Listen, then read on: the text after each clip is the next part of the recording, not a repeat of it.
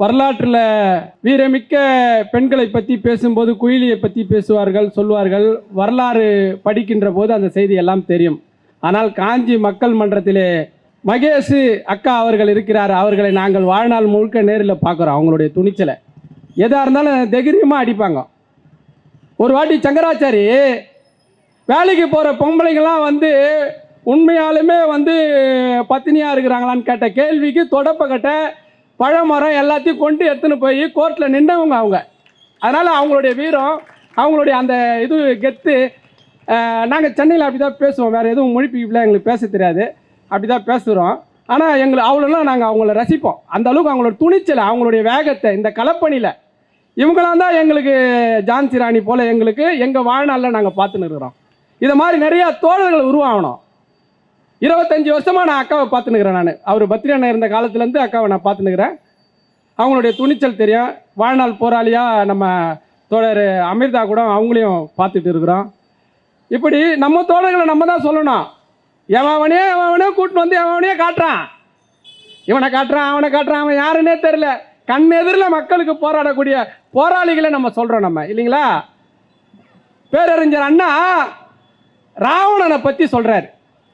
மிக சிறப்பாக மக்களுக்கு புரியக்கூடிய வகையில் ராவணனை பற்றி பேரறிஞர் அண்ணா நீதி தேவனின் மயக்கம் என்ற நாடகத்து மூலியமா ராவணனை பறைசாற்றுகிறார். அண்ணா வந்து நீதிபதியாகவும் அவர் முன்னாடி நீதிபதி ராவணனா வந்து அண்ணா ராவணனாகவும் நீதிபதி முன்னாடி ராவணன் ஒரு குற்றவாளியா இரக்கமற்ற ஒரு பொருளிலும் அரக்கன் என்று ராவணனை காட்டுறாங்க. அந்த பக்கம் விஸ்வாமுத்திரர் இருக்கிறாரு, அந்த பக்கம் சிவபெருமான் இருக்கிறாரு, இவன் ராமன் இருக்கிறா போல. இந்த 3 பேர் இந்த பக்கம் இருக்கிறாங்க.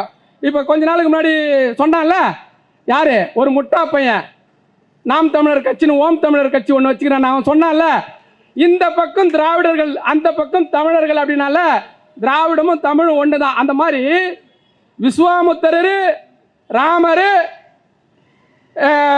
இவன் விஸ்வாமுத்திரர், ராமர், இன்னொருத்தர் சிவபெருமான் 3 பேர் வந்து அந்த பக்கம் நிற்கிறாங்க, இந்த பக்கம் ராவணன் நிற்கிறாரு. அப்போ ராவணன் கேட்குறாரு நீதிபதியை பார்த்து, இதோ இருக்கிறா போலிய விஸ்வாமுத்திரர், ஓட ஓட மேனகையை கற்பழித்தவர் இவர் இரக்கமுள்ளவர், நான் இரக்கமற்றவன் அப்படின்னு ராவணன் கேட்கிறாரு. இதோ இருக்கிறாரு சிவபெருமானு, அவரு தார்காவனத்தில் இருந்த ரிஷி பத்தினியெல்லாம் வீடு புகுந்து கற்பழிச்சாரு, அவரு நேர்மையானவர் உத்தமமானவர், நான் அரக்கன் அப்படின்னு ராவணன் காட்டுறாரு. ஒரு பெண் என்றும் பாராமல் ராமன் சூர்பனகையை துண்டு துண்டாக மார்பகத்தை கையெல்லாம் வெட்டினானே, இந்த ராம இரக்கம் உள்ளவன், நான் இரக்கமற்றவனான்னு சொல்லிட்டு சொல்றாரு.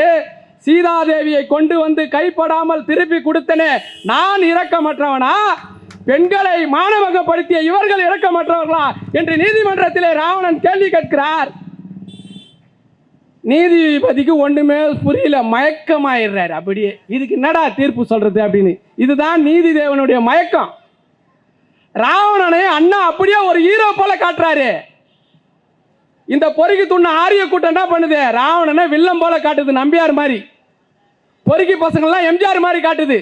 இப்படி காட்டி ராவண கோட்டையை கட்டியவர்கள் நாங்க. நீ என்னடா ஜோப்டா பையன், நீ ராவண கொட்டபரியை கொண்டு வந்து இச்சிடுவியா நீ? இவன் சொல்றான், இவன் என்னென்ன பேசுறாங்க, எங்க நடமாடவே கூடாதுங்க, ஆனால் செருப்பால் அடிக்கணுங்க. அவன் பேசுற ஒவ்வொரு வார்த்தைகளும், சொல்ற வார்த்தைகள் நமக்கு ரத்தம் கொதிக்குதுங்க. சொல்றான் திமிரு, அவனுக்கு என்ன திமிரு பார்த்தீங்களா? அவன் குலத்தொழில் கிடையாதான், குலமே தெய்வத்தின் தொழிலாம். ஏண்டா மலை ஆள்றவங்க கொஞ்ச நாளைக்கு மலை ஆள்றது வந்து என்ன சொன்னாங்க, கொஞ்சம் அதாவது வந்து செய்யும் தொழிலே தெய்வம்னு சொன்னாங்க. செய்யும் தொழிலே தெய்வம் தானே. கொஞ்ச நாளைக்கு பாப்பார பையன் மலை அள்ளுவானா?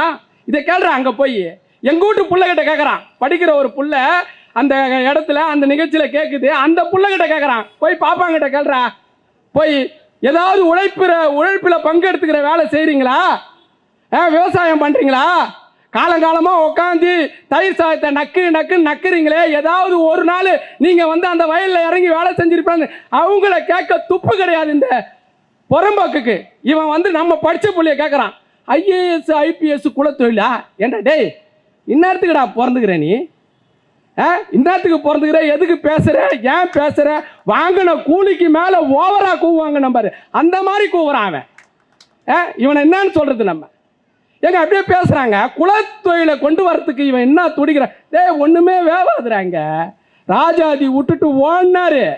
உங்ககிட்ட சரக்கே கிடையாது. 15 வருஷம் ஆகுது நீ கட்சி ஆரம்பிச்சு. ஒரே ஒரு மலர் வெளியிட்டிருப்பியாடா நீ? ஒரு மலர் வெளியிட்டிருப்பியா? 15 வருஷம் கட்சி ஆரம்பிச்சு நீ ஏதாவது ஒரு புத்தகம் வெளியிட்டிருப்பியா? இதுதான் உன் கொள்கை, இதுதான். ஏன்னா மாட்டிப்ப. மாசம் ஒன்று பேசுற, வருஷம் ஒன்று பேசுற, எது பேசுறதுலும் ஒரு புரோஜனம் இல்லை. இந்த மாதிரி பேசி குலத்தொழிலை கொண்டு வரேன்றான். ஏண்டா குலத்தொழிலை கொண்டு வர்றதுக்கு பாப்பா உனக்கு கூலியை கொடுத்து நீ இதை பற்றி பேசுகிற.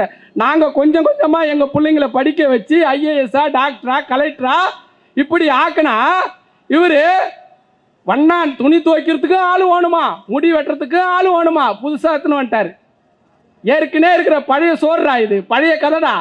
நாங்கள் பிரியாணி போட்டு எங்கள் மக்களை வந்து நல்லா சாப்பிட வச்சு நல்லா உண்ணு கொழுக்க வச்சு அவங்க எந்த தெருவில் நடக்கக்கூடாதோ அந்த தெருவில் ஷூ போட்டு நடக்க வச்சு தந்தை பெரியார் சொல்றாரு, புறம்போக்கு பெரியார் சொல்றாரு, எந்த தெருவில் நடக்கக்கூடாதுன்னா அந்த தெருவில் தாழ்த்தப்பட்டவர்களுக்கு உயர் பதவி எப்படி இருக்கு, எல்லா உயர் பதவியும் காவல்துறை பதவியை தாழ்த்தப்பட்டவர்களுக்கு கூடன்னு சொன்னாரா பெரியார். அந்த தெருவில் செருப்பு போட்டு நடக்கக்கூடாது, அந்த தெருவில் ஷூவை போட்டுக்கின்னு ஒரு எஸ்பியா ஒரு டிஎஸ்பியா ஒரு கலெக்டரா போய் அப்படி நின்று அந்த மக்களுடைய பிரச்சனையை தீர்க்கிறதுக்கு வழிவகுத்த இயக்கம் திராவிட இயக்கம், திராவிட கோட்டை. நீ அதை ஒன்றும் ஒரு வெங்காயமும் பண்ண முடியாது. நீ என்னடா பாப்பா கடப்பாரை பூச்சிக்கிறான்? தர்மபுல்லும் அவன் கையில் வந்து ஒரு சொம்பு தாண்டா கையில் இருந்தது. என்னடா கடப்பாரை பூச்சிக்கிறான் அவன் பாப்பான்? பார்ப்பன கடப்பாரியை கற்றுன்னு வந்து புடுங்குவாரான் அவர். ஒரு வெங்காயமும் நீ பண்ண முடியாது. நாங்கள் எல்லாம் இங்கே வச்சுக்கிறோம், எல்லாத்தையும் விலையே வச்சுக்கிறோம் நாங்கள். நீ ஒன்றும் பண்ண முடியாது. குலக்கல்வி திட்டத்தை கொண்டு வர எல்லாத்தையும் நீ எது கொண்டு வந்தாலும் எது பண்ணாலும் பேசுவோம், சொல்லுவோம், போராடுவோம், எல்லாத்துக்கும் பதிலடி கொடுப்போம். உன்ன மாதிரியே பிள்ளைகா பையனுக்கு என்ன மாதிரி ஒரு ஆள் போதும். நானே உன்னை காலி பண்ணிட்டு போயினே இருப்பேன். ஏண்டா இவன் பாரு, தமிழ்னே வேற கிடையாது. நம்ம தமிழனை பற்றி பேச வேண்டிய ஒரு சூழல், நம்ம பேச வேண்டிய சூழல். தமிழ்னா நீ முதல்ல சொல்கிறா, நீ யாருடா பிறந்த? மலையாளத்தானுக்கு பிறந்தானுங்கன்ற, ஒரு தெலுங்குச்சியை கல்யாணம் பண்ணிக்கினேன்ற. நீ உன் புள்ள யாருடா பிறந்துக்குது? உன் புள்ள தெலுங்குனா தமிழனா இல்லை மலையாளத்தானா?